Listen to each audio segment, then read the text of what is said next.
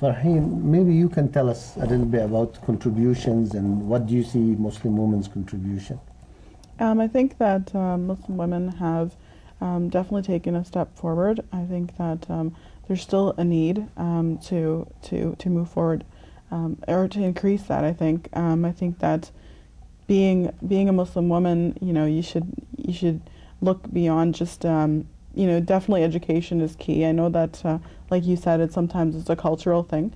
People are not encouraged to do it, but in this country, I mean, being part of Canada, you're required to educate anyway, and that education is key to anything that you want to do. Contributing as an individual, as a Muslim, as a woman, it's very important. Would we agree that in Canada, educating young Muslim girls is not an issue? It's become a non-issue. I mean, I am a teacher in high schools. Yeah.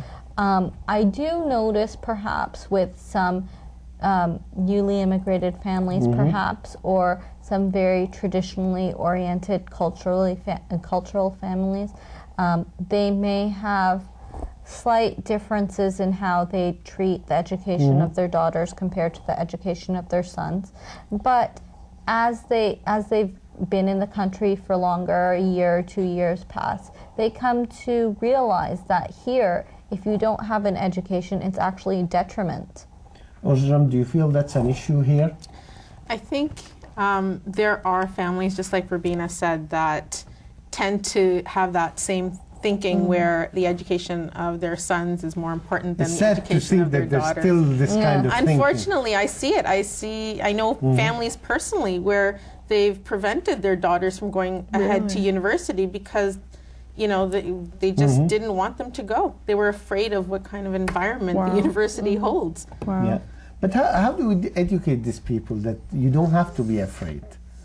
Or should they be? I don't know. I used to go to graduate school here. I didn't go to undergraduate, so.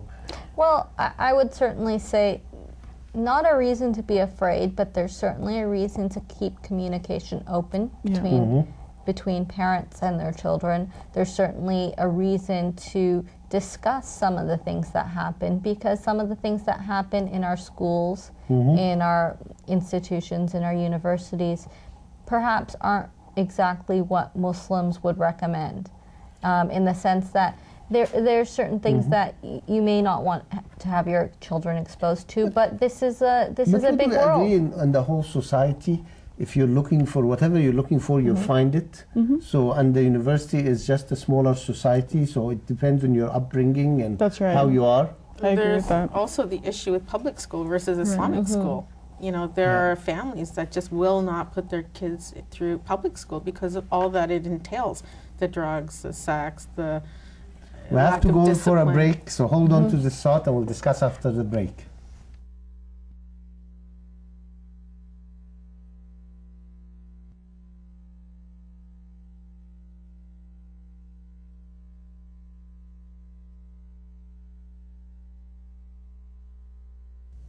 Assalamu alaikum and welcome back to Spirit of Islam. Today we are talking about the contribution of Muslim women to the society. And all of you ladies are involved in CAMP. Could you tell us what it's about and how it contributes to society? Okay, well, CAMP stands for the Council for the Advancement of Muslim Professionals. Our website is www.campnet.net. And it is a Muslim professional organization which began in 1994 in Chicago and slowly expanded all across North America with opportunities overseas. And the purpose of the organization is basically ultimately to bring Muslim professionals together under the one umbrella. And as far as core competencies for the organization, it would be professional development, it would also be social networking, professional networking, as well as community outreach, so being able to give back to the community. Rubina, how do you see these goals achieved? Well, in our local chapter, Camp Toronto, we have 3 portfolios, like Urs mentioned. We have the professional portfolio, the community portfolio, and the social portfolio. And in terms of the community portfolio, we get involved in many different initiatives. We are currently involved in the in doing marathons and running for different organizations, both mainstream and Islamic. We also, Camp International has gone overseas with one of our main presidents of Camp Montreal. They went overseas to Pakistan, correct, during the earthquake. So what's your role, Farheen?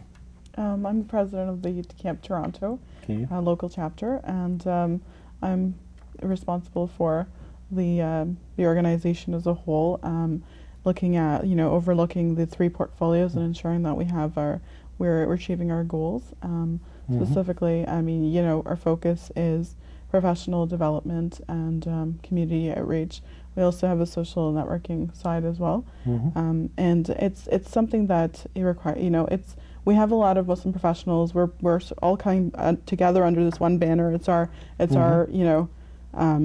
our goal to bring everybody and unify the community, because we're so segregated, unfortunately.